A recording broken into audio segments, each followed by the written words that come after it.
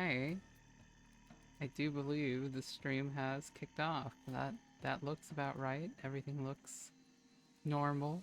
This is Pathologic 3. We are at the menu. This will be my first time playing it, so let's give it a go. If there are any sort of technical difficulties, I will sort them out as we go through it. It's been a hot minute since we played, so we'll just get started. I am Daniil Dankovsky, Bachelor of Medicine. All my life I have been studying death, the greatest boundary holding humanity back. The powers that be were frightened of my search. My lab in the capital was about to be closed. But it cannot be denied that some phenomena might be found only in the strangest, most remote parts of our country. Little towns that are yet to be explored by forward-thinking minds. People accept the supposed imminence of death way too easily. We meekly follow our life's path to it, like cattle to the slaughter. But we shouldn't.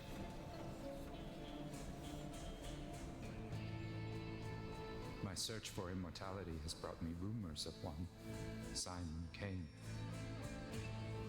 a supposedly immortal man, living in one such town. He might be just the proof all my theories need. The final patient. I need to find him, or else all my life's work is doomed.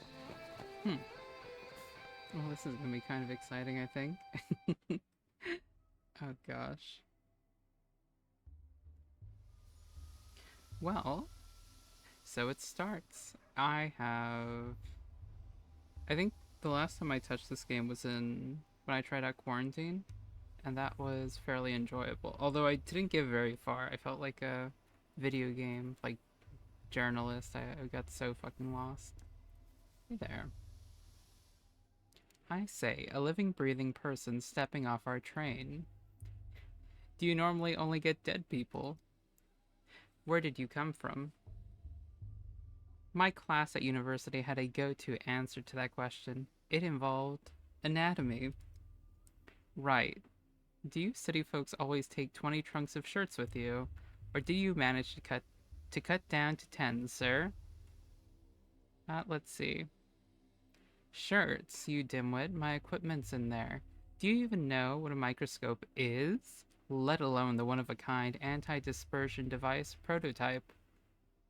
Well, why didn't it make the kids disperse? It's an anti-dispersion. I mean, it's not for that. Any more than a microscope is for hammering nails, which the children are probably already doing while we stand here talking. Aye, hammering nails is usually best done with a hammer. Says so right in the name. Are you gonna help me catch the thieves or not, genius? It's just kids being kids. No need to be mean to them. What? Should I thank them? Give them candy? Exactly, if you need your shirt so badly, why don't you go looking for the tots that ran away with them? Just ask them nicely. These kids are like magpies. They'll trade your precious linens from the capital back in exchange for bits of colored glass, or even just a story. But whatever you do, don't hurt them. I have plenty of stories to tell, but usually they involve vivisections. I suppose kids do like that sort of thing.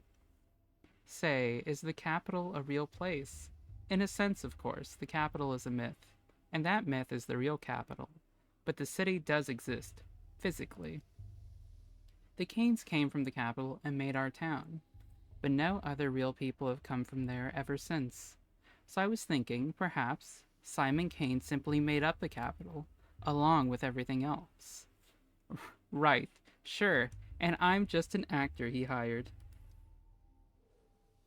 Okay, sometimes I need to take a step back from the moment, think logically through something. Helps me piece the picture together. Let's see. Some suitcases are missing. No one will help me. And perhaps I'll recover something intact. Okay, so this is my first time playing. There is, I think I've barely such contempt in those bags. Okay, well, we'll try our best. We're probably only gonna stream for like an hour today, and then in the coming evenings, get some more time. And once the game really starts to open up, I hope. Well, I mean, there's a non-linear sort of approach to it if it still follows quarantine's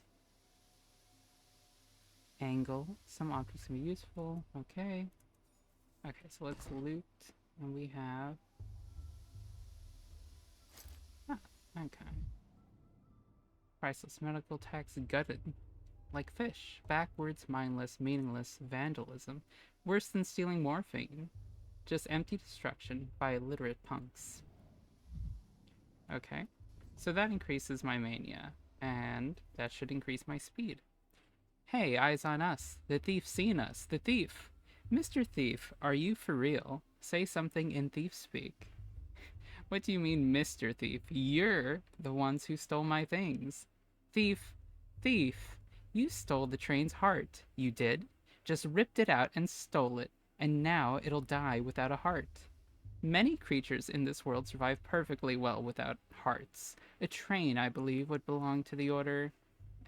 worms. They don't need hearts. Are you stupid, mister? Worms don't look like that at all. They have arms and legs and a forehead. And 2 hearts. One in his chest and one in his wife's. Worms don't have wives. Ha ha ha.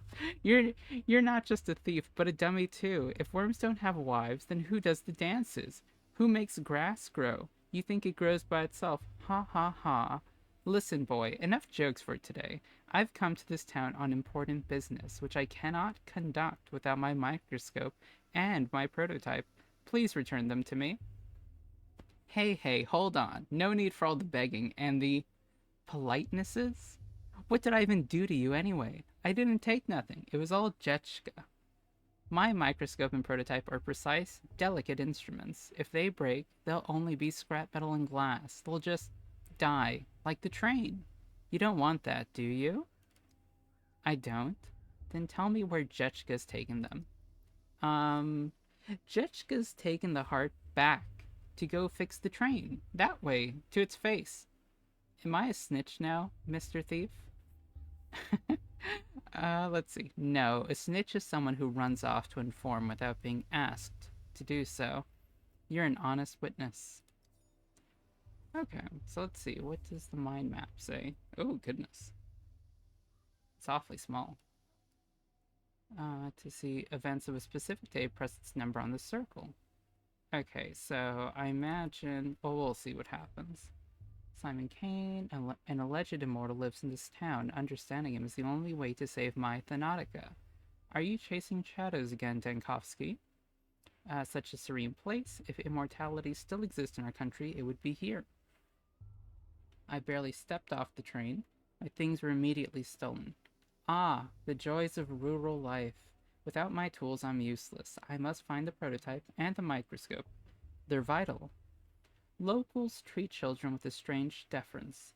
I'll have to catch the thieves myself. New shoes, may I introduce you to? Station Mud. Honestly, they wrote Dankovsky as such a... It feels quite apt for him. Bromine split with magnesium. Damn it all to hell. My head's splitting open from the local air. And we got a beetle. Oh. Oh! Okay, well it's shiny, so I guess we'll give that to children. I hope so. There's gonna be a lot of fumbling through stuff. I didn't bring heaps of leaves. It's kind of funny. That's fragile incident break. Okay, there's our glass. And let's... Tobacco.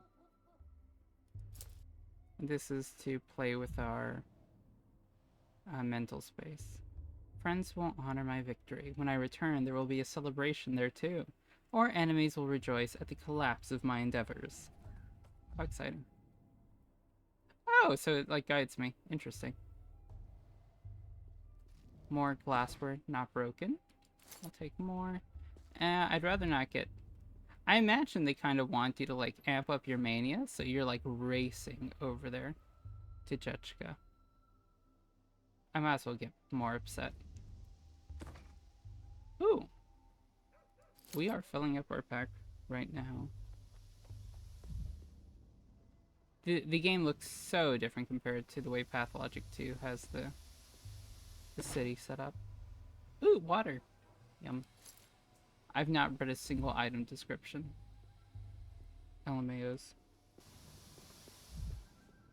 Okay, well, here are the kids. Children.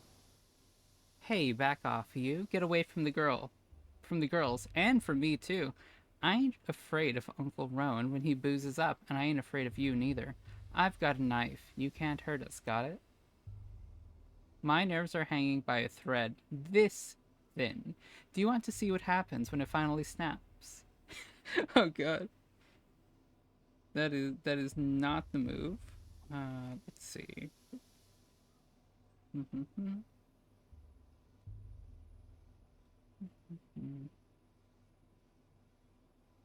And boozes up. What the hell are you talking about? I'm not drunk.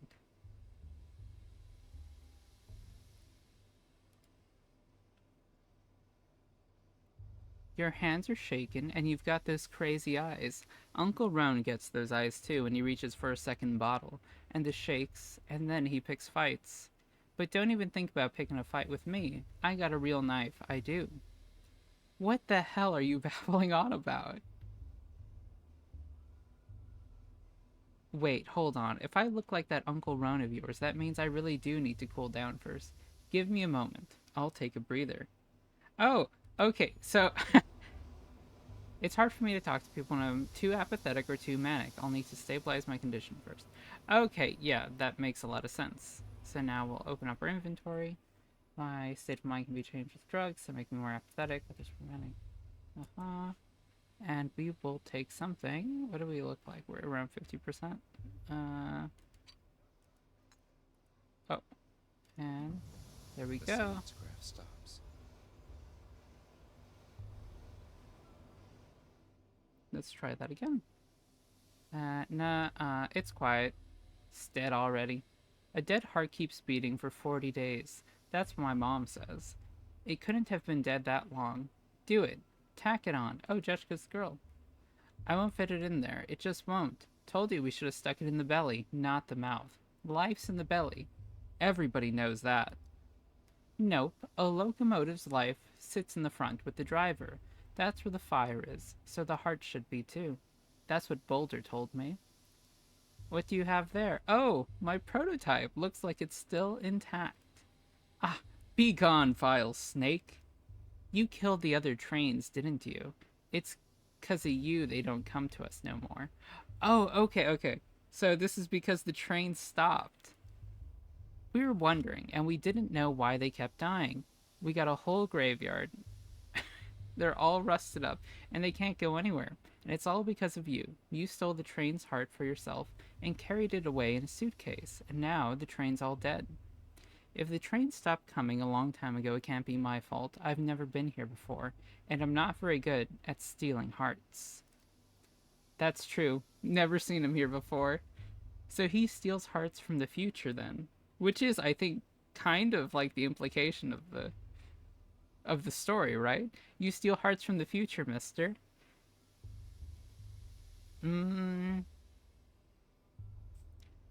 Let's see. What gave you the idea that my prototype is a train's heart? Well, it's made of iron, isn't it? And it's round. And if I tinker with it, it ticks. That means it's a heart. A train's heart. Yes, or a pocket watch.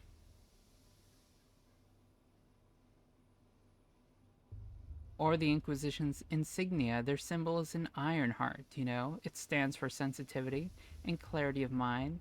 Or, that's what people say. Let's do pocket watch. Without it, the train stopped wailing, stopped moving, too. That means it's dead. So this is its heart. Obvious, right? Well, that's a bit simplistic. Responsive stimuli is just one characteristic of life. It's not exhaustive. What are the others? Adaptation? Oh, goodness. Before trains came every week, then it was every 2 weeks. Now it's every 2 months or even less, and they don't leave. Ever. They just lay there and wait. It's 'cause of the war. No, it's because they don't love us no more. But if we heal this one, they'll love us again, and they'll come back and bring meringues. Look, my prototype is not the train's heart, and it certainly won't repair it. But it is an interesting thing in itself. So let's make a deal. You give it back, and I'll tell you how it works. I don't know. There will be corpses in the tail. A whole pile of them.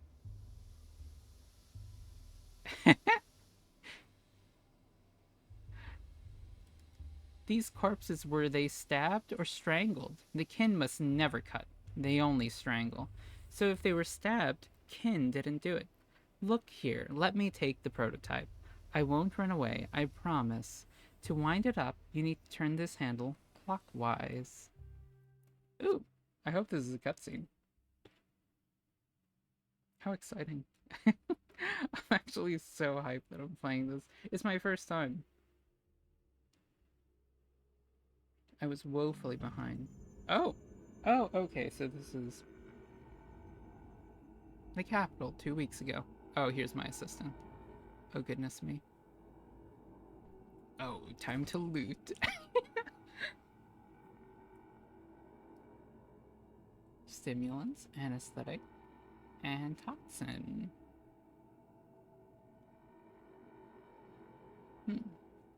We'll take those. Why not? Oh, we got more. Don't like that sound.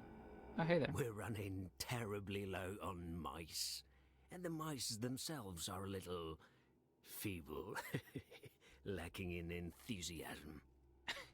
Okay, interesting. To prime it, hold this crank and turn it clockwise. Chief?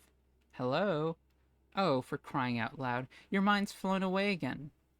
Prime the what now? The morgue is swimming in a gas leak from Lab 102. I heard the alarm. That's right. I pulled the alarm because of the chlorine from Lab 102. Anyway, the crank is stiff, so you'll have to turn it with some force. Playdon, are you crazy? There's a gas leak. What did you call me in here for? We have to seal the morgue and evacuate. Quickly. No, Daniel. What we have to do is load the prototype you're fiddling with and use it to get into the morgue. A woman rose from the dead in there, and it will be, I think you'll agree, extremely frustrating if she dies again. We must get her out. Let me repeat, we have to get out of here. You're already delirious. I was collecting tissue samples to determine the onset of rigor mortis when I heard a noise. I turned around and, holy smokes! A woman was sitting up on the gurney, stiff as a poker, rasp in her throat. I started toward her, but then I smelled gas and pulled the alarm lever. It wasn't a spontaneous resurrection. It couldn't be. These cases always turn out to be lethargy, catatonia, or apnea. You forgot the time with the animatronic figure. Teleman's wonderful joke for your birthday. I didn't forget it. I wiped it from my mental atlas. What should I do with this device? This prototype, I think you called it. I already told you, but fine. Let's go over it again. You're holding an experimental prototype meant to dissipate tuberculosis miasma. Remember the consumption task force? Kaufman, Gorski, and Stein? At the least the gas hasn't done you any lasting damage. A million little details, as always. That's reassuring. I'd feel even better if we could leave this morgue. This magnificent gizmo disperses an aerosol of disinfectant. First you load the prototype. There's bottles of solutions in the beige cabinet. Best set it on the table while you load it. You can't do it while you're holding it. I wonder if this will work against chlorine, though considering it was designed for mustard gas. Next you wind the prototype up. To prime it, hold this crank here and turn it clockwise. And then I just... This Anna Stein isn't just a medic. She's a natural-born mechanical engineer. What an ingenious device. Well, Gorski assembled it, and it took charge of optimizing the chemical composition. Either way, they're a talented team, and the military likes them. and then I just release the contents into the gas. Correct. Wind up the crank, then release. The gas should dissipate, theoretically. Wind, release, dissipate. Repeat until you reach our resurrectee.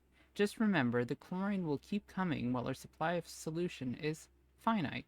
Just try to be as efficient as possible, Chief.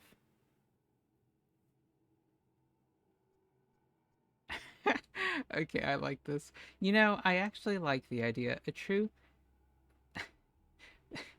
How is it? Thanatos? That... I'm completely stumped. Thanatologist? Ought to step into death every now and then? Oh, goodness. I butchered that. Pneumatics with mechanical prime. The longer I hold the crank, the stronger the effect. Operating range is supposed to be decent. One load is good for 20 uses. Oh, need to spend fluid wisely. The more corridors is like a maze. I read it. Okay, to load the breath needs to minute. First thing we teach lab assistants, the best stuff is in the beige cabinets. Ha! That's great. Evaporate residue goes into the... Should be enough for 20 uses. Okay. Before you can use it, you need to load it. Ingredients are in the cabinet. The loading station is on the table. Okay, so I've already looted both cabinets, right? I don't think there's any other cabinets I can loot, or I can steal from at least. The one So you love so much. let's load it up, and we have... Huh. Okay. Makes sense to me. That looks pretty simple.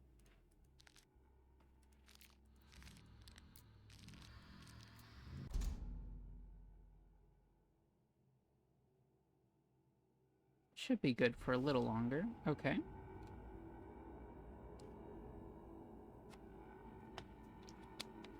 Alright, I guess that's it. You hold left click to charge, release when the pendulum stops. Oh, goodness me.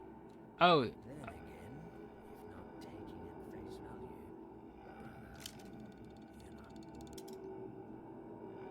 huh. Oh, this is terrifying. 19. Oh, I see.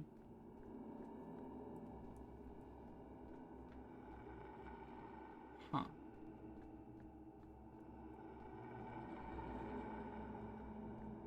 Don't like that so much. Oh, fuck.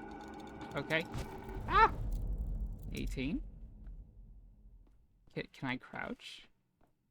How the hell am I supposed to cross this? Oh. There we go.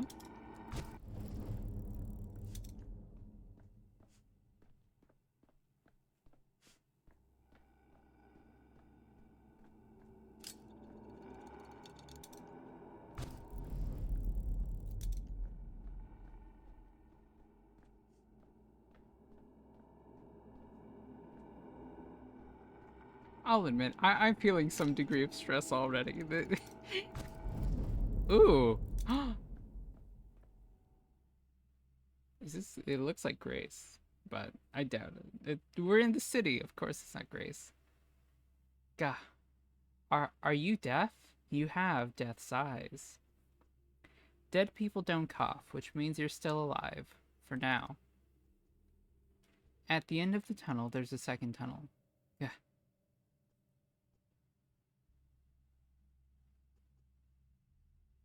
Can you hear me? Focus on me. Hold on to my voice. Try to stay awake. At the end of the tunnel, there's a second tunnel. What does that mean? It means that when you die, there's neither life nor death, but something else entirely. Like a coin falling on its edge. Or a Mobius strip.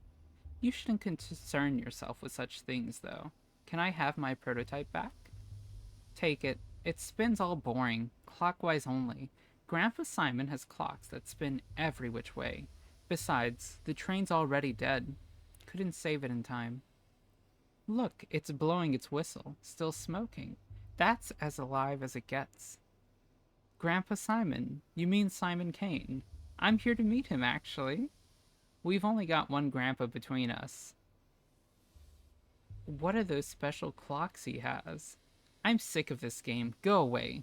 We're gonna play cat in an old hat. We still have time before the sun sets. Wait, what about my microscope? I'll trade you another tail for it. We didn't take your microscope. I didn't expect you to know that word. Even some people in the capital don't know it. We don't know it. We just know we didn't take nothing else. Just the train's heart. Where is it then? If the prototype is my right hand, the microscope is my left. I can't collect data without it. I love how I'm telling this to the kid. Like, by the way, I can't do that.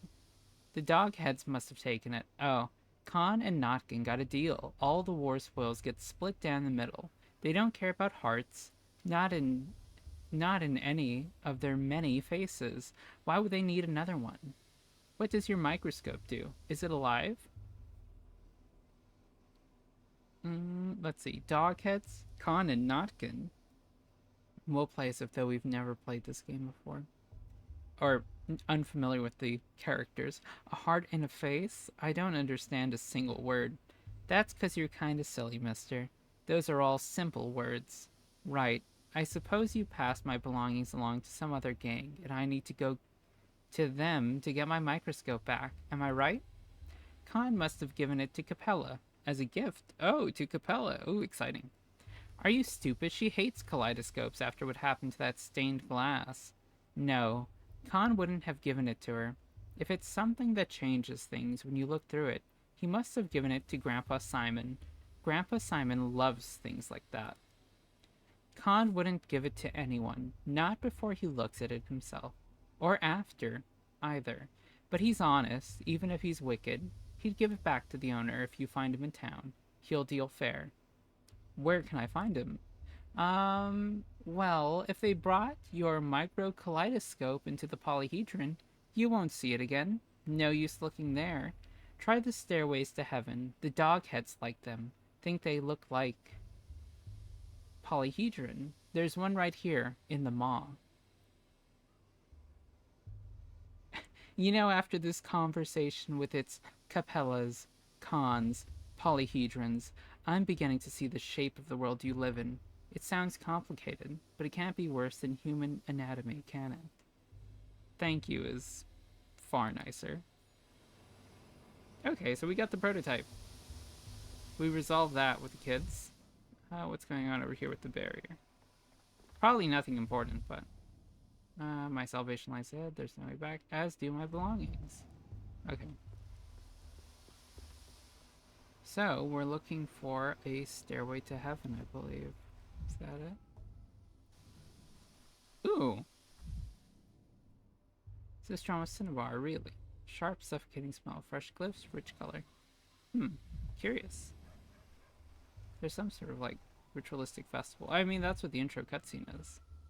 Which is awfully curious. Oh. Is there a dead man here? Hello everybody. Please tell me I have stream remote on. Jacob Stirk, Kirik, and what was his name? Bertrand. Such a harmless fellow he was. Never hurt a fly in his life, and the Ripper slashed him to ribbons like the rest of them anyway, the brute. We must give these unfortunate souls the proper burial they deserve. Then find the Ripper, and give him a burial befitting a beast. Okay, I can't. Do not act rashly. Give Kirik to me. I'll pay you back in kind, in herbs, in blood. What do you mean, give Kirik to you? You want to take the corpse. Are you crazy? Why are you looking at her? Why are you even speaking to her? Be gone, witch. Buyente, do not speak to me, stranger. I've come begging for food to give Suak, begging for tears to give Mother Bodo. I speak to the blood of Udurg, of our town. You are not our blood. My eyes do not see you, stranger. My ears do not hear you. Suak, Mother Bodo, Udurg. Before you ask, no, I don't need to write down new words. I have an excellent memory. The Rippers come to town. The father killer, Burah. He was always a wild one, but then Mara Shabnak, lay with him in the steppe and whispered things in his ear to make him water the earth with blood. As soon as he got off the train, he went on his murder spree. He killed Jacob Sturt. He killed Carrick. He killed the harmless birdie. He's a monster. I thought I'd come alone, or almost alone, but I definitely don't recall a Mad Ripper on the train with me. Mara Shabnak. Well, who's that? A thing that comes from the steppe. A golem on feet of bone that takes the form of a young harlot, lays with someone, and then eats their eyes to blind them to reality. And people scoff at me for saying Orlando bounds with analytical minds. Did you deduce all that simply from inspecting the corpses, including the fornication in the steppe? Everyone knows her mark. If the victim's chest was ripped open, Shabnak told the killer where to strike. If a person lashes out like a beast, it's her holding their leash. And if you see handprints in the earth instead of footprints... Boyante, hear me out. Blood of my Uter. Suak sings of a fierceness, a sharpness inside the one you call Carrick. Give his body to me. He is dead to you anyway. You will bury him, and he will rot away until nothing is left. I will bury him, and Suak will eat him, and drink his savagery, and sing in Ubnehe Dun, an herb song in gratitude. She'll give us twire, and will brew us lots of twire wine. She will give us ash and swish, the harshest of the herbs. Be Kileneb. Ash and swish is a cruel herb, a bad herb. It thrives on blood and spite. Suak sings that we will need plenty of swish soon. Yours is a burial into emptiness, but mine will be a burial into Suak's womb. I'm at your feet. Hain Kunud, good people, give me the one you call Carrick. Ah, should we give her the body, maybe? He didn't seem to have any family, and without them in the picture, I guess it doesn't matter if we bury him or the kin do. Who knows? Suppose we do get a great crop of twire. I was under the impression that who buries who actually matters quite a lot in traditional cultures. But they aren't just going to bury him. They'll desecrate him until not even Shabna can recognize what's left. That's what you're That's what you're going to do, isn't it? Isn't it, Step Girl? Say it, and don't you dare try to lie to us. I am at your fate, Hein Kunud, good people. I promise there will be no desecration. We will take his name so it holds his sharpness no longer, and we will lower him into Suak's womb. Everyone will forget him, forget the wicked murderer Carrick, and only Ash and Swish will remain. I knew there was a catch. Wicked or not, you can't just bury a person without their name. Everyone has the right to be remembered, if nothing else. But he really was a wicked man. The rare times someone remembers him at all, they never have anything good to say. Perhaps it's for the best if everybody forgets him.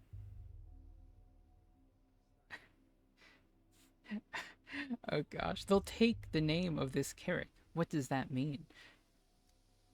A touch of our eyes, a touch of our fingers, and the name melts away. The one they used to call Carrick will become a gift to Suak instead. He will have no grave, and there will be no man in the memory of the people. Speak to me no more, stranger. Your words are poison. I must admit, that clarified nothing. Let's hand over the body. I'd rather avoid a falling out with the kin. It will only lead to more trouble down the line. What do you think, stranger? You certainly look important. Maybe you have some brains to back it up.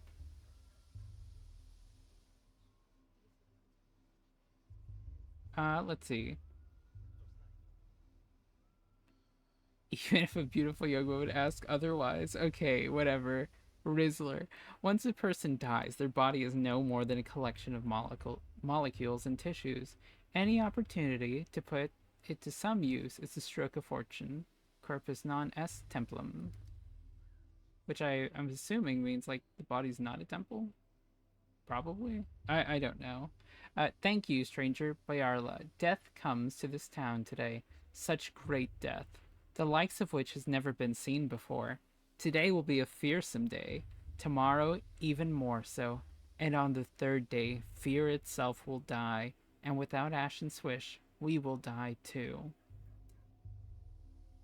I have to say that all these prophecies are making me uneasy. That was a rather... Okay, let's go talk to this guy. Oh gosh, this is great. Enebe Bishop. Enebe Bishop. Do I just start speaking to him in Latin? I see they're making preparations for some kind of festival at the station. What an interesting mask you have.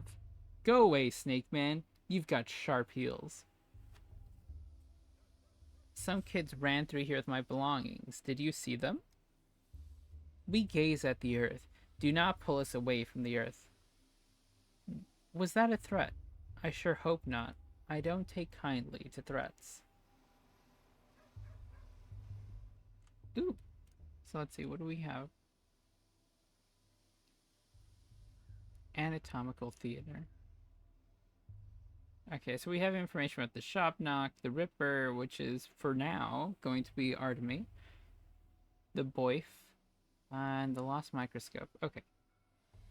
So we should continue looking. I actually have no clue, like, what I need to progress in this game, but I can only imagine that squandering time is probably not a good idea. Laughs. Ooh, what does that read? The locals believe in the shop knock. A murderer stepped golem in the guise of a woman. It's like I've stepped out of time. Not just traveled far from home. Oh, that's quite lovely. Okay, well, I don't think I'm going to be able to cross that one, so we'll have to go around. Ooh. Oh, God. All this flavor text is fantastic. Locals believe in a shop knock. Okay, it's just the same detail. Never mind. Ooh, coffins. A whole mess of them. Can never have too many coffins. Birdies, gather ye here, round the marble nest. They're imported here. Why? I suppose there aren't many trees in the steppe. Ooh, curious. I wonder why we need all these coffins. Coughs. Oh. I despise hustlers and courtroom vultures. One grief. The Academy adores them. Didn't expect to find an ordinary girl behind this pile of coffins. Huh, boots. Okay. For what the devil can't do, send a woman. Lol. Would you look at that? A customer. Keep walking, customer. This shop's appointment only, and I don't recall your name on the list. Can you add me, then? Why add you when I could subtract?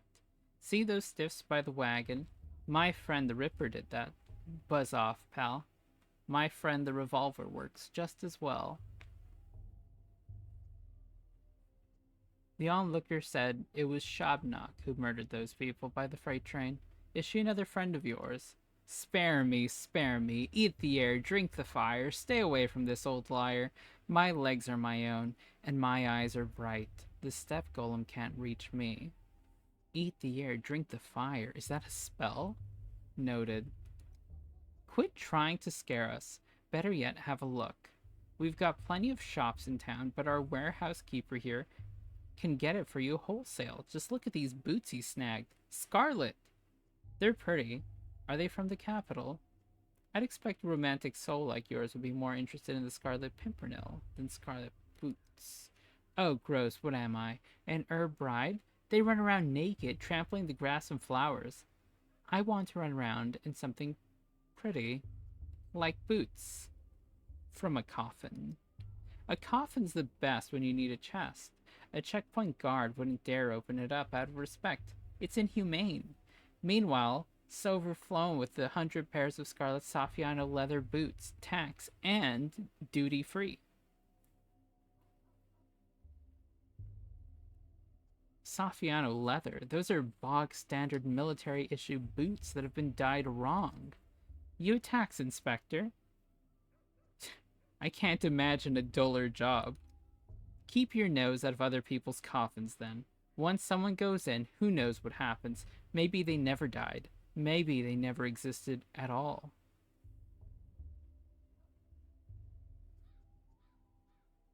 Indeed, no one knows what happens to someone once they go into a coffin, but I intend to find out. I should have picked the The snarky option. Do what you will, but those are not Saffiano leather. Just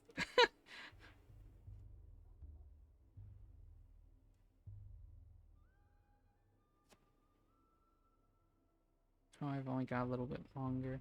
Well, we'll see. We'll get to a save point, and then we'll call it there.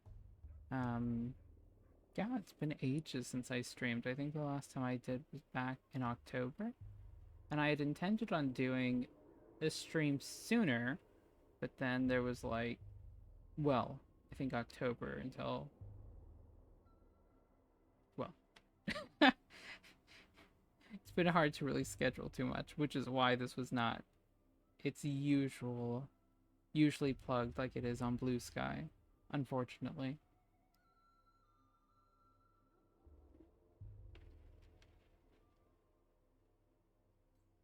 Oh wow, this is a loading screen, a mighty one.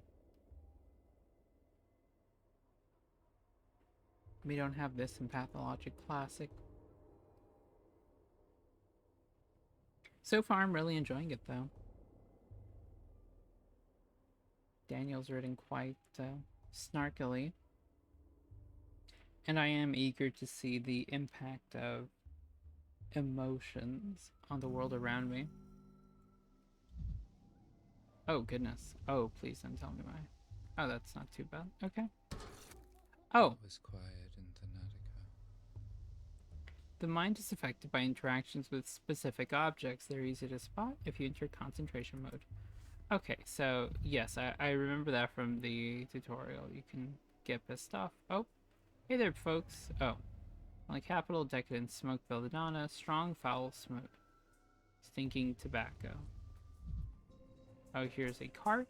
The capital block roads for ministers. Dignitaries fear assassination attempts while a patient dies in the sanitary motor. What's this dude steal? Hey kids, what y'all looking at? Children's have rats, adults have bulls, though I've read about these little marmots. Step carriers of contagion. Aww. Aww! Oh, that's adorable. Oh my god. Oh, okay, well, I guess we have a conversation here. Oh, goodness me, my frame rate's just dropped off the alongside of the world. Buha, my good little bull, blunt-mouthed, broad-browed, please forgive us. You're silly, Urge, and you always have been. He's returning to Bos Turok, to Bodo. We are leading him into the bosom of his mother and father.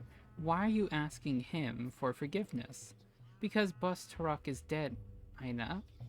This little bull's whole life, he didn't know that the most beautiful creature, the immortal Bos Turok, was waiting for him, and now that he knows Bos Turok is dead, Buha will find his father's silent corpse. How can we not pity him? I thought there was some kind of festival happening in town, but you're just talking about death. It's a funeral, Karikun. Bos Turok, the father of all Katange, people, and bulls, has died. We ask Suak to bring him back. You're the silly one. Aina, Suak didn't eat Bos Turok. How could she? He's bigger than her, stronger than her. The immortal can't be killed. He chooses death himself. We ask Bos Turok to change his mind and come back to us, his children.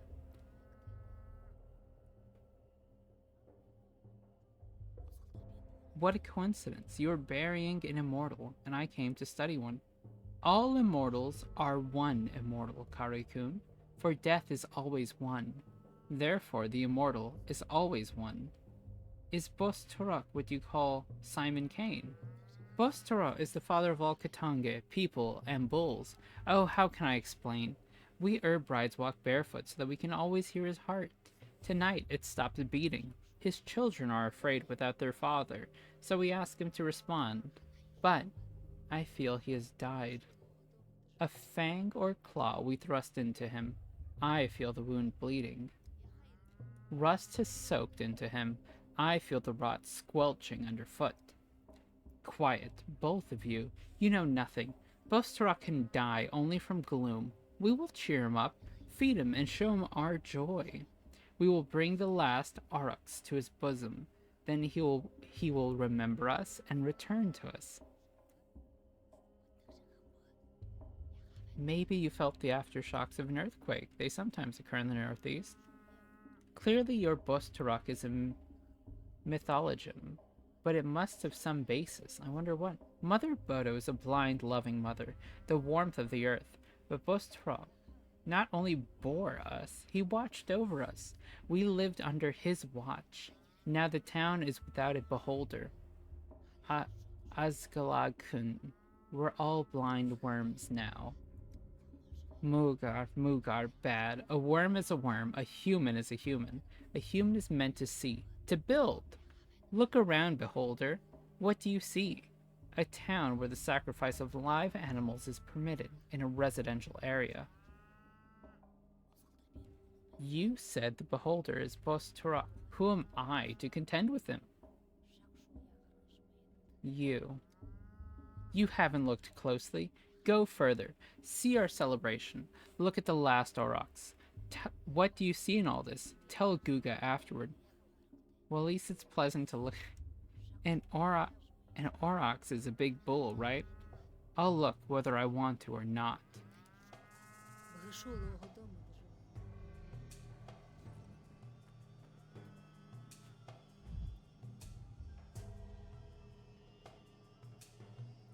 Fear mixed with curiosity. Okay, let's continue. Oh. Oh gosh.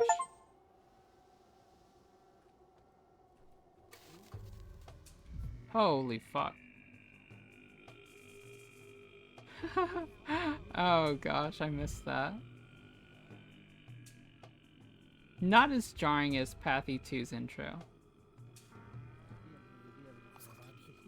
That is a very big bull. My goodness.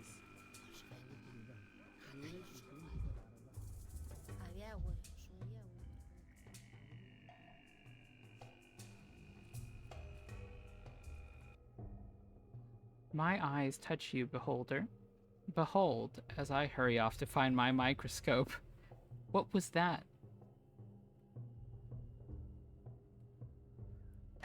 My eyes touch you, beholder. That's plausible, anatomically speaking, but psychologically, that will traumatize me for the next decade. I'll be serious. What was that? I just saw some sort of... What did you see, beholder? Why are you calling me that? Beholder. I had a fleeting hallucination. Strange. I usually can only do such things in laboratory conditions. Everything around groaned and died, as if I were in the midst of an outbreak. Oh, I'll just give him the exact thing I saw around a plague miasma spreading from a carcass, and a sanitation squad burning it with fire. That was tomorrow. That will be yesterday.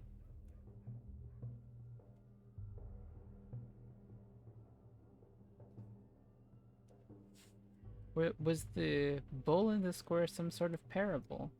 Was the bull in the square some sort of parable? Ah, so you're a parrot as well as a worm. Birdies, birdies, gather ye here round the marble nest. For a moment, its shape reminded me of the town itself. Yes. Symbolic, tasteless, too obvious, exhaustive. Thank you for your vision, beholder. You see more widely than others. We will remember this. If you see something else unexpected, don't be afraid. It's just the eyes adjusting to our current place in time. Keep moving forward. Pity the Academy thinks otherwise. What a stand-up guy I turned out to be. Pity the Academy thinks otherwise. Okay, off we go. I love how I could have just, like, told him off. Ooh, the poster. Oh, gosh. Oh. Oh, goodness me. That is... Whew. Oh, I love this. I just imagined. I'm simply adjusting to the climate. Why is he drawing my thoughts?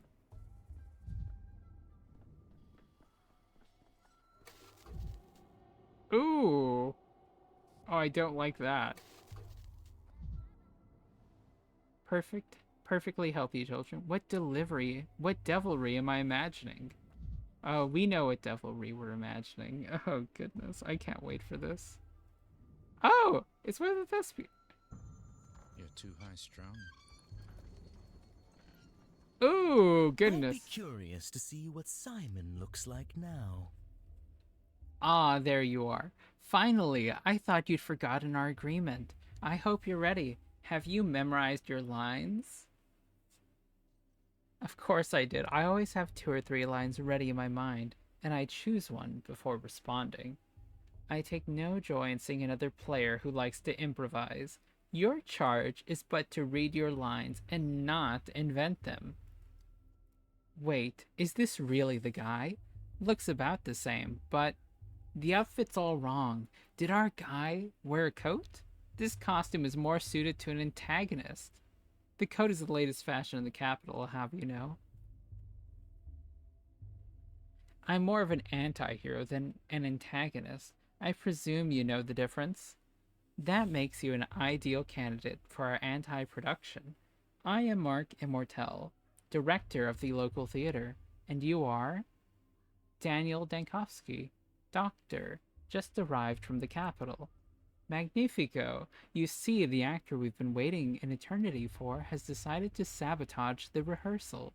You would do us a massive, titanic favor by replacing him, even if just for a little while. Let's see. Of course, I'd be delighted to. I've dreamt of acting on stage since I was a boy. What must I do? Ah, perfetto. It is simple and indeed natural. You need only react to your colleagues' lines and thus create a scene of unbearable, dramatic tension. Our performance is quite simple. The main character has just arrived in a remote town and quite accidentally stumbled into a curious rehearsal in which his fate will be decided. Who knows? Perhaps he'll die at the end? I think I'll pass. Not sure I want to die at the end. It seems the performance has already started, and I'll be dragged in against my will. Is that all you have to say? Why do you stare like that? I see it in his eyes. His mind is looking for a line to mumble. I'm not struggling to come up with lines. I say again, he is no leading man. He is unfit to even play a villain. At best a background player, a body, standing there to fill the stage. It is the Steppes healer's son who ought to take the role, or that young girl who crawled out of her grave. They have such pathos and such verve. What does this one have? A coat! Is the rehearsal already starting, or is he just casually insulting me? I see you're awed by my coat. It is perfectly understandable. But envy is a low sentiment. Quod erat demonstrandum. The coat is but a prop. Beneath it, who are you? Do you want to switch? I'll take your mask and black leotard, and you can wear the coat. Sounds good? You don't quite grasp who you are speaking to. There is no face beneath the mask. It is my only skin. Upon this stage I play a special role, the walking shadow of the slain, a specter of regret and words still left unsaid. My, that's too pretentious by half, isn't it?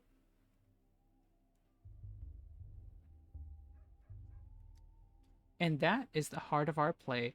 Our main character, a doctor and a skeptic, encounters the unknown for the first time. He built his whole life around empiricism and scientific inquiry. What will he do when death addresses him directly?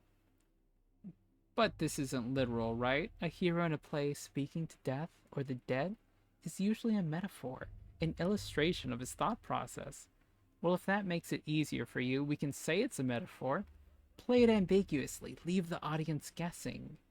But wait, I don't want to be a metaphor. I was promised I'd be the true voice of the dead. What kind of a spoil sport ruins a play like this? I told you he couldn't hack it.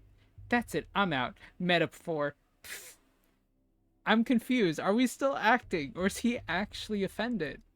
Of course we're acting. You have aptly grasped the key to this play. It is all a game. You're free to go. But remember, the game doesn't end until I say so. But, Mr. Director, are you certain we've chosen the right protagonist? The rules of drama clearly state that the hero must experience death and resurrection, yet he's stuck in the prologue. Hear that? You're being reprimanded for letting the pace of the narrative slip. Not my opinion, you understand, but the audience's attention is starting to flag. Well then, go and improve. We weren't mistaken about you.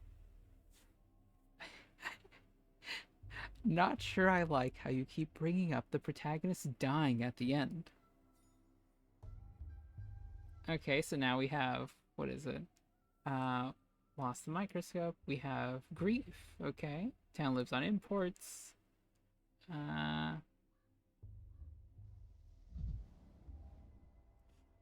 What did they say? More bird metaphors. The poor man must be drowning in sweat.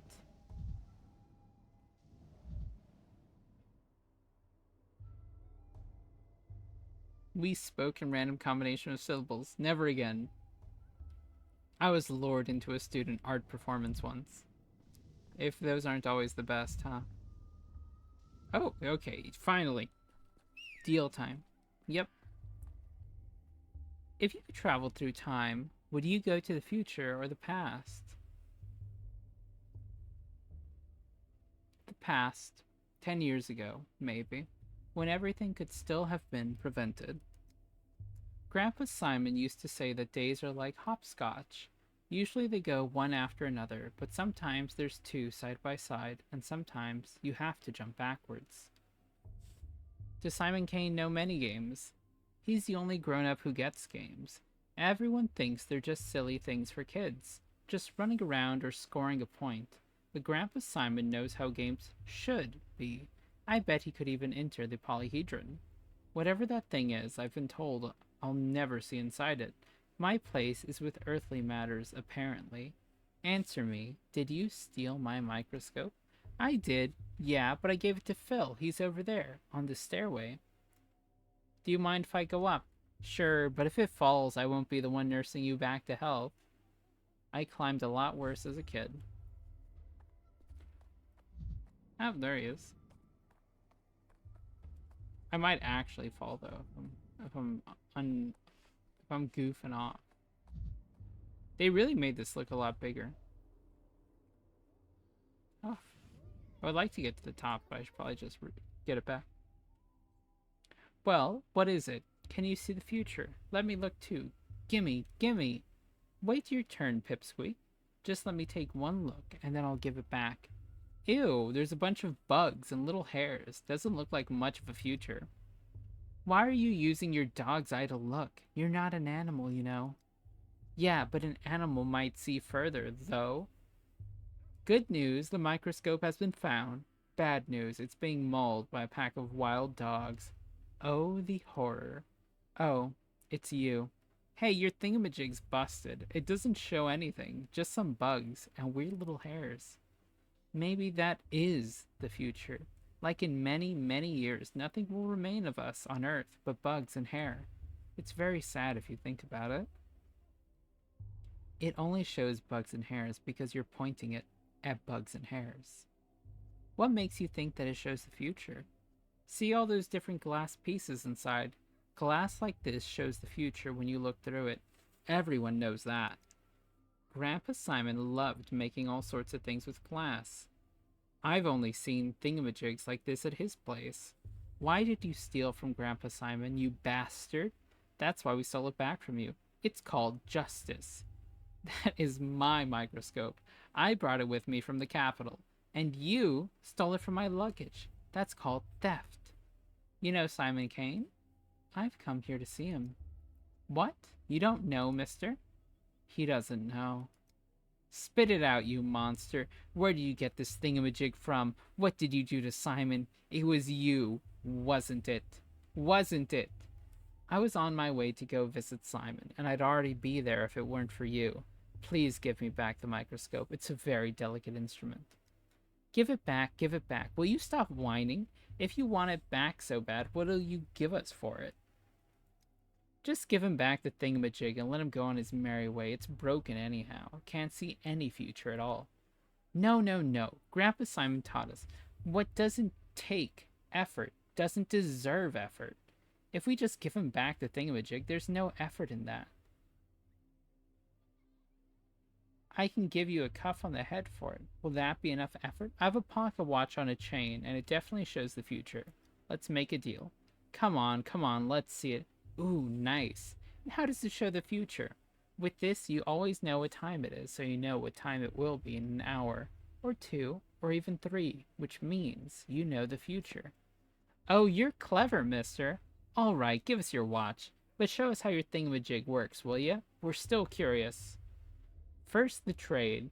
The watch for the for the microscope. Then I'll show you.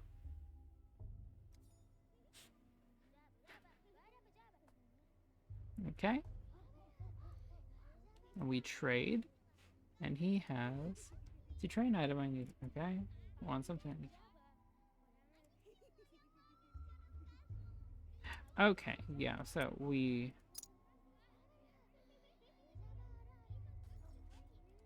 Adultus anus. Imagine I just gave him like coffee beans or something. There we go. Oh, this is past the time that I want it to be streaming. Okay, well I'll try and save soon, and then we'll call it there. The next save point, or the first save point, I imagine is when I'll. Oh goodness me. Oh, is this the escape scene from the prequel? This is great. This is great stuff. Hey there, everybody. She woke up in the morgue during a chlorine leak. Could this be a trace of spontaneous? They'll go to any length, Chief, but our lengths are longer. Please hold on a little longer. Even after the inhalation therapy, the swelling won't go down immediately. Chief! Finally, where have you been? The woman you rescued from the morgue is conscious, but she might not stay that way. She's still very weak. It's amazing that she's standing at all with the amount of gas she inhaled. The burden of leadership. You owe something to everyone, and everyone will find you at fault. It's good to see you too, Seraphima. Step aside with me for a moment, Chief. I checked the morgue records. A body matching your description was declared dead last night. We're searching across the country for miraculous resurrections, and one springs up right under our feet in our institute's morgue. That's irony for you. I'm not claiming it does, but imagine for a second. No, let's stick to the facts. I spoke to the orderly on duty last night. He also confirms that our subject showed no signs of life, and Platon himself was there when she woke up. When I reached this woman through poisonous fog, she herself insisted that she had died. It's not proof, but she must have had some reason to think it. We can't miss this opportunity. Unfortunately, the subject is having trouble speaking. All that time in the gas has weakened her voice. I've rinsed her mucous membranes and performed inhalation therapy, but you understand I can't conduct an extensive interview. Shame. A first-hand account could point us in the right direction. But there's always a physical examination, or taking a sample, or an examination of her personal belongings. She came into the morgue with some items, though I haven't had a chance to go through them myself. I left them on the table by the back entrance. Will you take a look, Chief? Perhaps there's a clue. Ma'am, would you allow us to examine your things? Cough. Oh, cough. Oh, cough K. Hello, do you remember me? I'm Bachelor of Medicine Daniel Dankowski, head of Thanatica's laboratory. Last night, I saved you from the site of a serious gas leak. The man with death's eyes.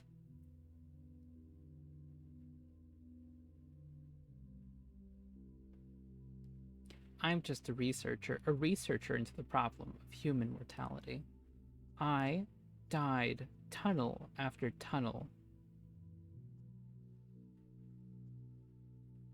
Wait just a moment. I'd like to examine your belongings first, the ones you had on you at the morgue.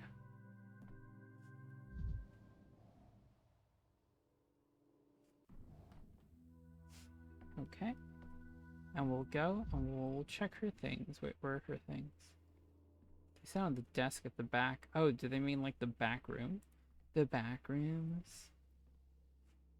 What the fuck is this? Oh. What? Oh, am I just supposed to interact with that? Oh, there we go. Are Lazarus's personal effects from the morgue? Morphine, tourniquet, papers, they look official. Herbs, not a bouquet, it looks medicinal. 2 rings, obviously a pair. One would be too big for her. Unrequited love, oh god. Herbs, not a bouquet. Self-medication with folk remedies. Morphine and a tourniquet. Or suffered from severe pain.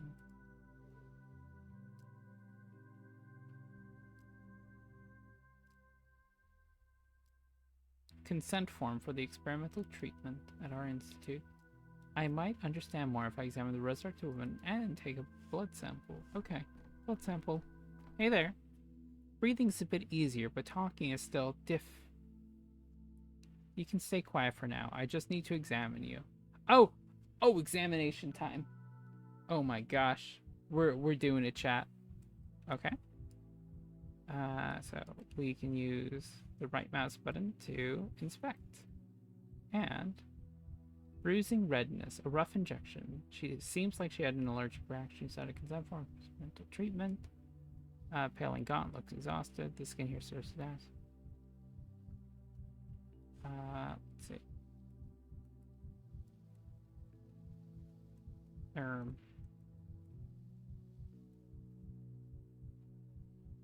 Uh-huh.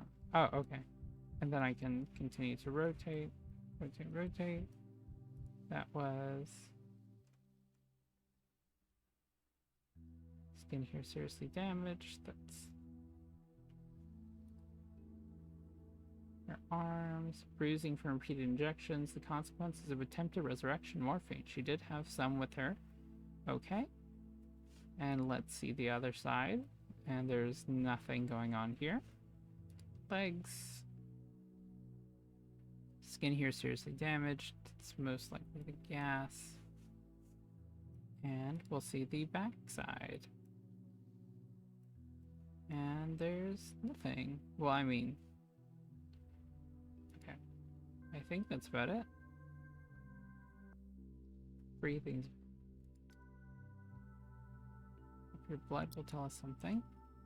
A disease affects various bodily systems. The microscope helps identify which organ is infected. Huh. Tissue samples are placed on glass slides. An assistant ensures the slides are sufficiently supplied.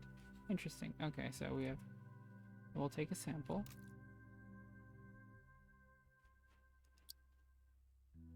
Sample taken. Okay. I can set it up this microscope. Huh. Okay.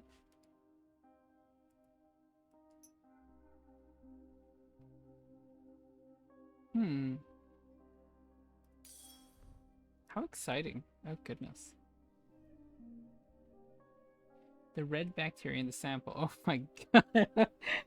I'm so not ready for this. What if we lose?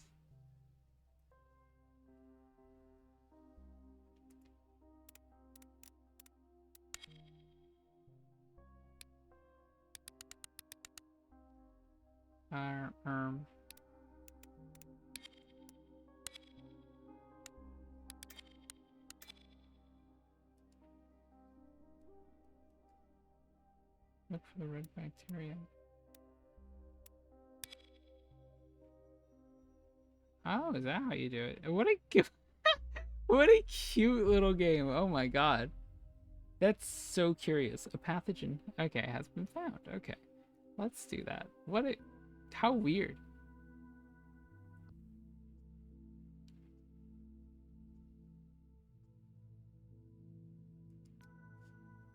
Okay. And together with the examination text, the picture is more or less complete. Our miraculously resurrected woman has late-stage leukemia and injection marks on her body. Apparent death reaction to experimental drug. Lab got scared, didn't sort it out.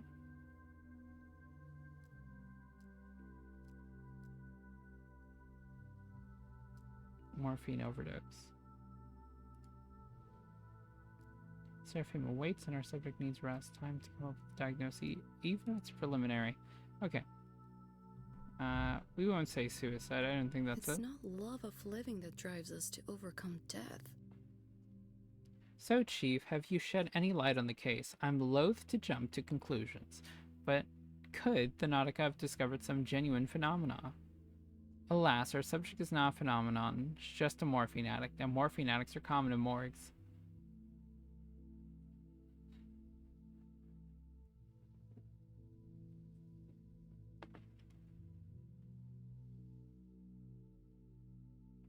She was in a trial for a new drug. I'm not sure our colleagues disclosed their experiment, but I'd guess anaphylaxis, an acute allergic reaction, and you end up in the morgue. I suppose so, but how do we explain the most astonishing part, the resurrection? Why did a gas leak revive the subject? I don't know. We may need to strip the two different laboratories down to the baseboards. The one where the subject's supposed death occurred, and the one with the gas leak. We can use a chemical analyzer to see what might have reacted. Did you see the bruised injection site? Adrenaline. Someone tried to restart her heart with a too small dose. The gas leaked and the body released the adrenaline it was missing. So you think it was a mistake? The subject ended up in the morgue due to negligence. She wasn't actually dead yet, and by coincidence, an unaccounted for factor revived her.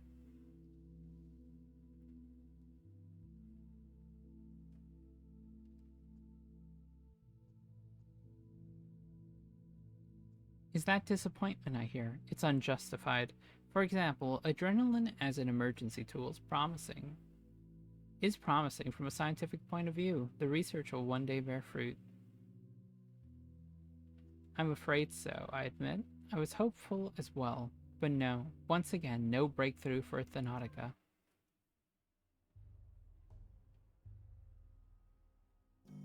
Yo, they were T-posing on me. So does that mean she wasn't dead after all? The woman who supposedly came to back to life? Alas. And all the others we tried to find too. As of right now, a spontaneous resurrection appears to be nothing but fiction. That's what your microscope's even for? Doesn't show the future. Doesn't raise the dead. It's just a toy, really. That's quite the bar you've set with your expectations, young man. Alright, if we can't see the future in that glass, then we're off. We've got important things to do after all. As do I. I'll leave my things at my temporary lodgings, then head back to the Crucible to see Simon.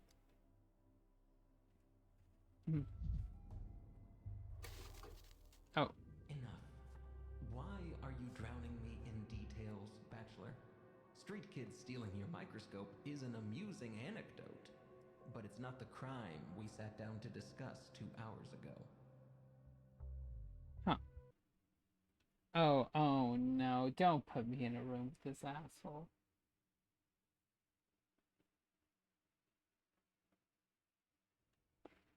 I'm so not ready. Not locked in. Oh, here we go. Well, let's do it. I didn't even inspect him.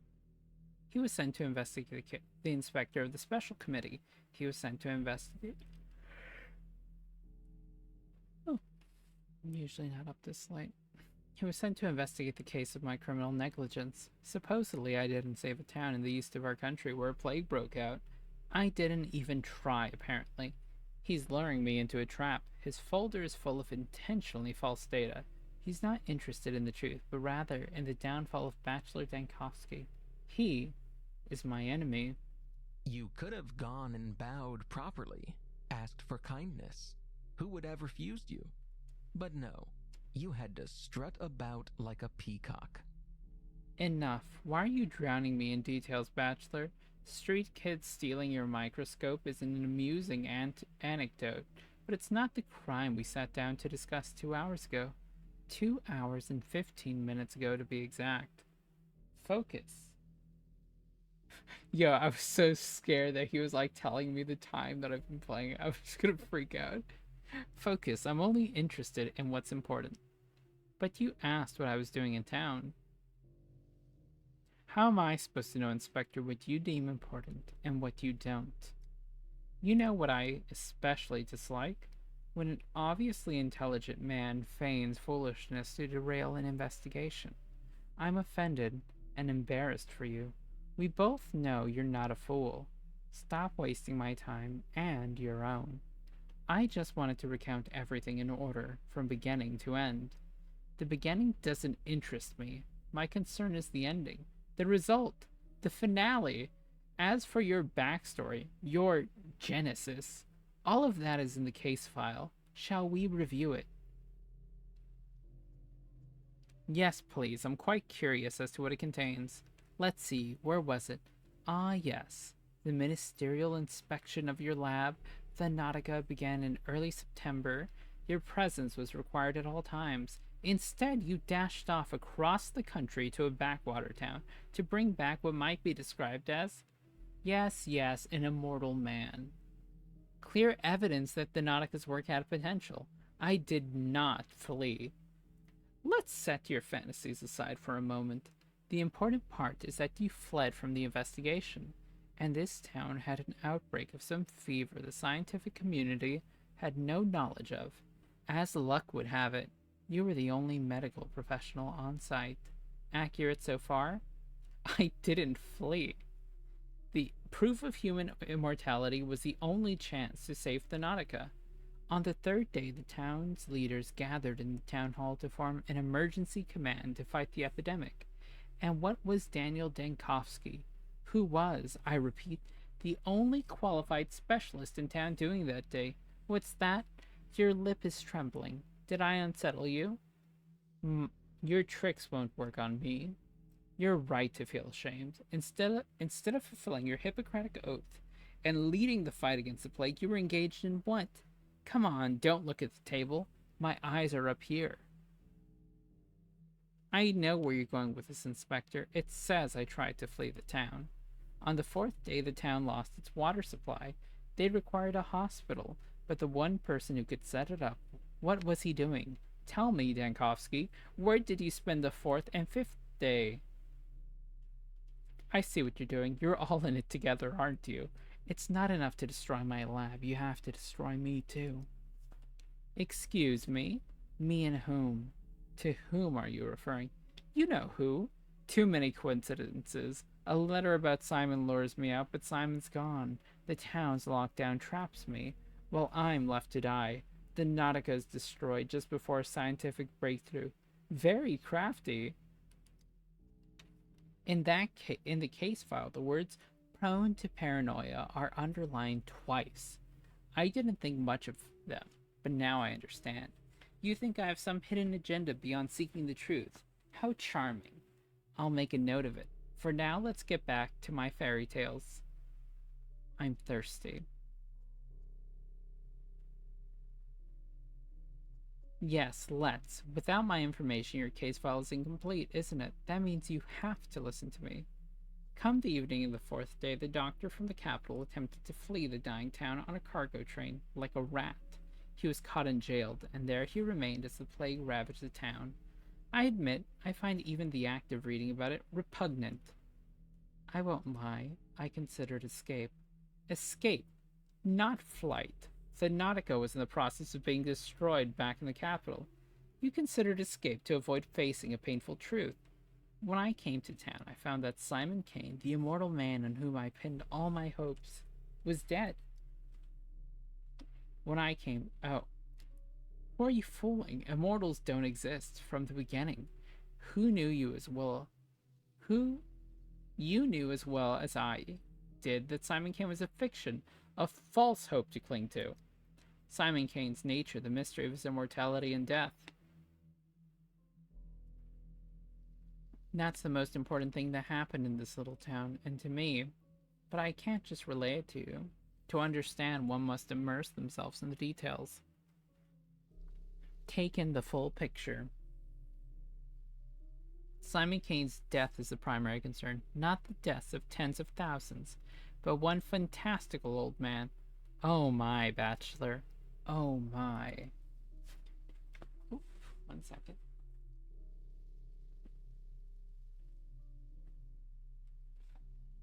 No, you're twisting it.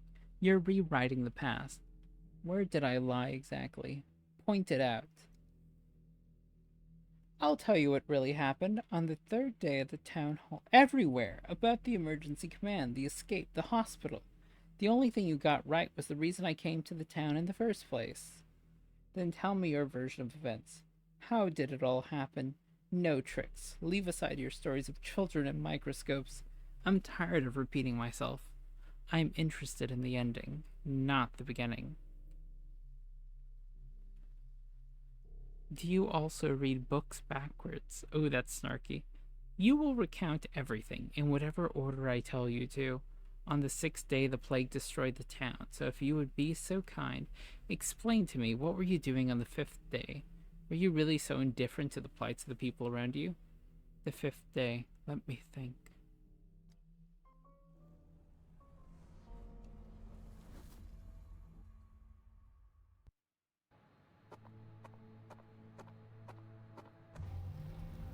Oh gosh.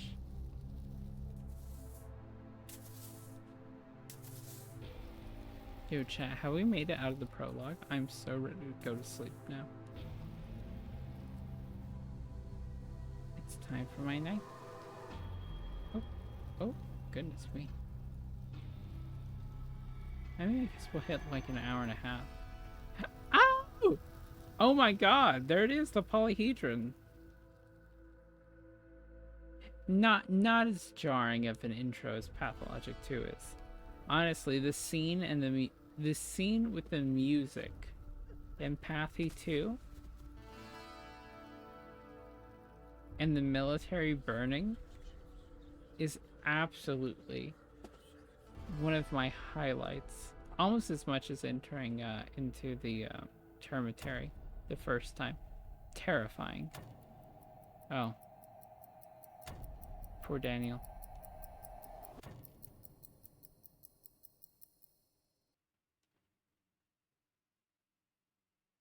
Can I get like a PS1 like save option right now?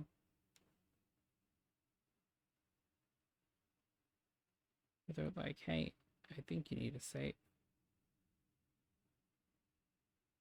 Because yes, I would very much like to save. Oh.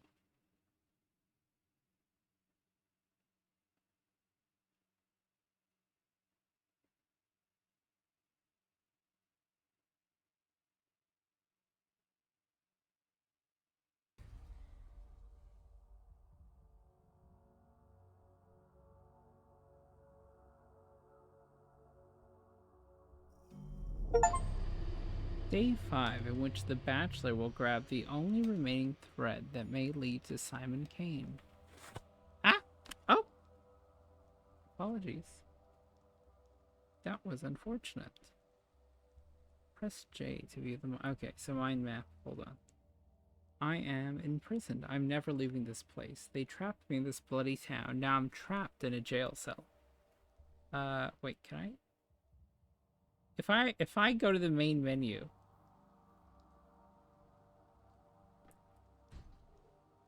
Riddle me this. What place has an entrance but no exit? A grave. This triply cursed town is sapping your resolve by the minute. To sleep, maybe to dream. Is it the local herbs blooming, or have you finally cracked, Tankovsky? Will it be like this always? This despair isn't yours, I swear. It's local herbs messing with your head. Kick a trash can if it helps. In mania, you're sharp and fierce. Hold on. Oh, goodness. The town will sap you. Will lull you to sleep. Hey, you out there, let me out already.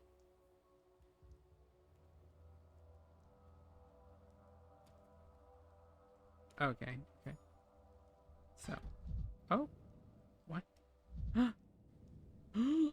She opened the door. Oh, it's Capella, daughter of Fatfalag Olgmiski, local magnate and master of the town's industry. Blood of his blood. Local kids. Oh, where? Stream manager. Local kids named her Capella for her ability to point out the celestial map in the night sky. I heard she holds some inexplicable power over the town, but I dismissed it. That was a mistake. I would like to know Maria better, for we will soon become rivals. Out. Out, living soul. You keep me caged like a dog all night, and now you acknowledge I have a soul. Who are you? I am a mistress. Well, a future mistress. But I think you'll agree that future and past are relative concepts. I'm not even sure what day it is. Aren't you a bit short to be a mistress? How old are you? 14? 16? Future mistress, but my father can order 100 men into the Gorgon to drown, and they'll do it, too, since otherwise they'd starve. So people do listen to me. I see. How did I catch the interest of the local princess? I want to help you. How are you feeling? Hold on, let me just look up.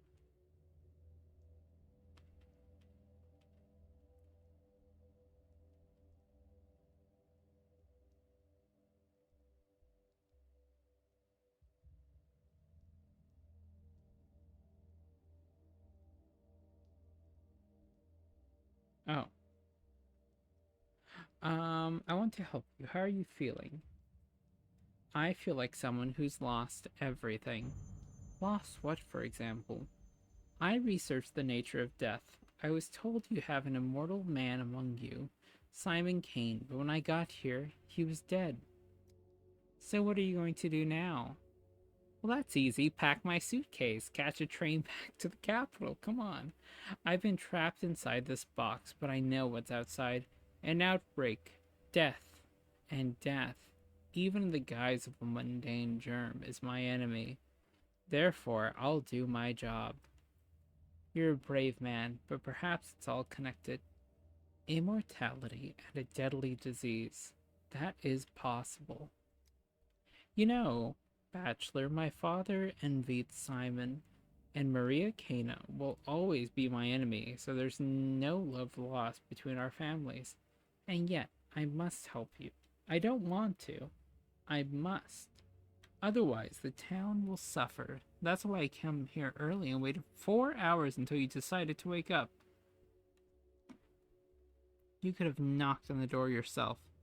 I know where to find the last person who saw Simon alive. His name is Stock Reuben. His apprentice. He's a doctor. He has a hideout in the warehouse. Look for him there. How do you know where his hideout is? The way you say it, it doesn't sound like much of a secret. I'm not just a mistress. I'm Vlad Olmiski's daughter. My father owns half the houses and very nearly all the people in its town, and the warehouses and the grounds underneath the jail. Fine, I'm in no position to turn this down. But you won't be able to go there right now. While I was waiting for you, something bad happened. Something bad? When you go up those steps, you'll see. Mother said that a true mistress stands out by her timing. And here I am, right place, but too late. Maybe I'll never become a real mistress. Well, you could have helped me sooner. Don't you dare cry. I can't stand tears. What's up there, anyway?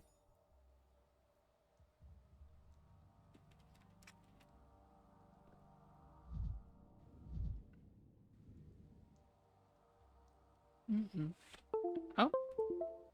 Oh. One moment. My mouse. Yes? Oh. Capella.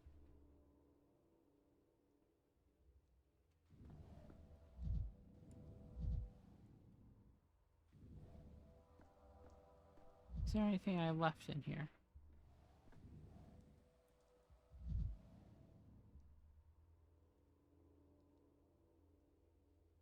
I've gotten old Let already. us take the box, peek inside, isn't true. and then decide. Or Daniel. Uh, if I go to the main menu and I lost my data, I'd be kind of upset. Hold on, let me just make sure. One sec. Because I am ready to call it here and we can continue. Probably not tomorrow, but I think next Friday and then next Saturday. And maybe we can do like something closer to like 3 hours each day. And hopefully be able to finish this in a few weeks.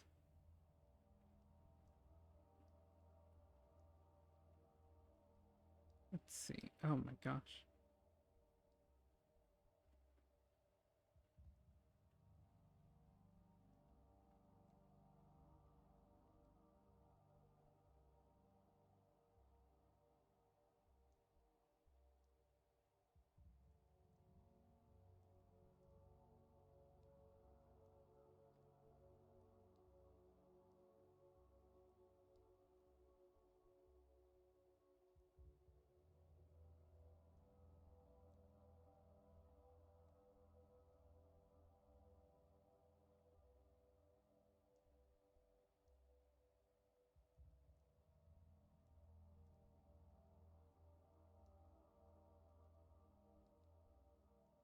Hmm.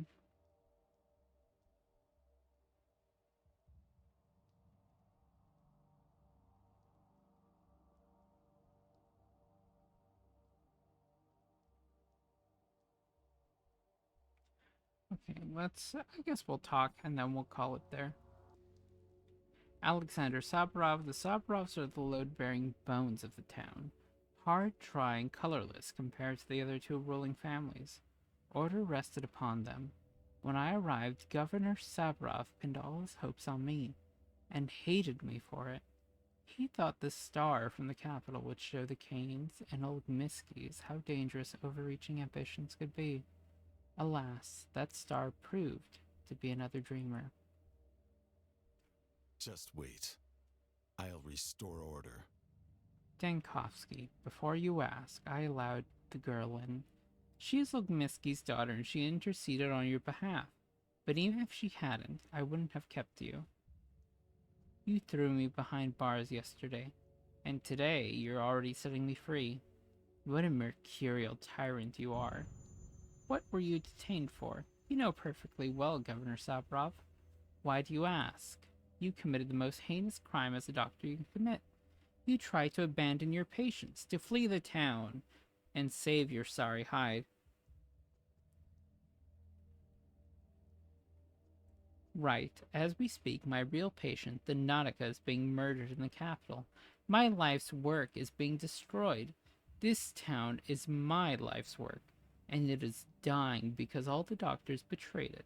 Cowards and scoundrels, all of them. And yes, as Katerina would put it, the logic of inevitability is stronger, and the town has paid you back. Call it irony if you like. You have no idea what I'm at risk of losing. What I am losing already. Whatever happened yesterday is beyond reach. Today the plague has reached the backbone. Behind the thin walls of this building, death rages. We've boarded up doors and windows with the plague fumes and are seeping in. You and I, we have mere hours left, and now we are both trapped. It is not ironic. He who digs his holes liable to fall into them, is all I'll say. There have been cases of criminals surviving the sacking of besieged cities and prisons.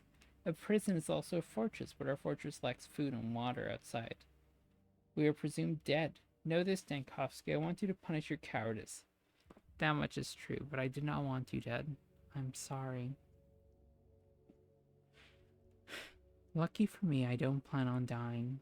2 days ago, a decree was issued declaring all people in infected districts to be presumed dead, not to be rescued, unless they call for help with signal bonfires. A folly without a protective suit. You can't venture into the miasma, let alone light the fire, so officially, you and I are dead. To get help, we need to light the bonfires. We should organize a sortie. The miasma already seeps into the corners of the town hall, and you want me to open the front door? No. Our only chance is to barricade ourselves. I have a device, a prototype. It disperses miasma. With it, I can go through the infected district.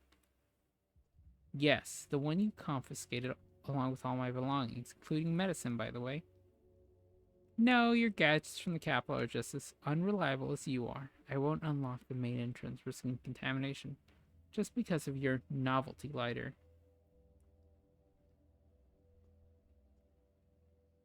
Who's breaking the promise now? Give me the prototype back. I'll clear the contamination in the far room and prove that the device works. Fine.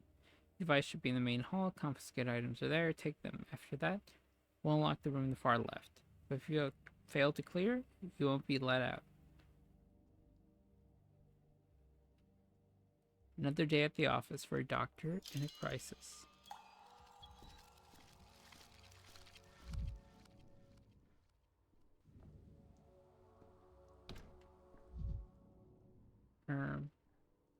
Just take care of people.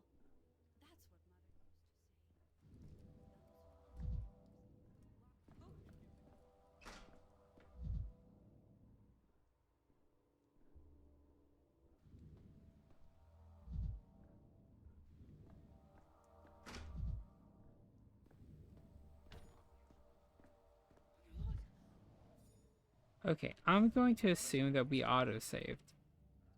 Oh my gosh! I'm begging you, tell them to open the doors. Everything's locked. We're trapped in here. Are you totally out of your mind? Use your heads. Do you think they'll open the locked doors for fun? It's like the last day of Sodom. Mara Shabnok walks on her curly legs. Ooh, he left his friend outside. What kind of friend are you?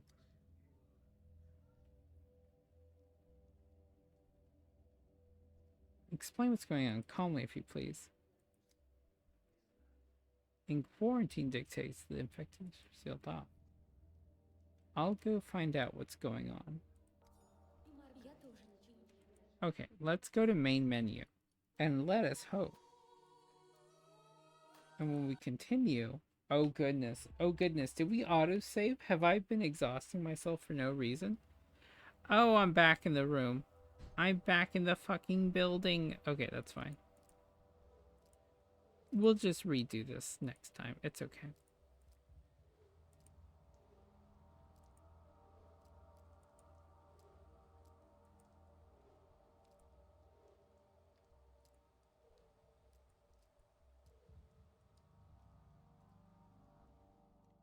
Okay, and main menu. And with that, I will say we had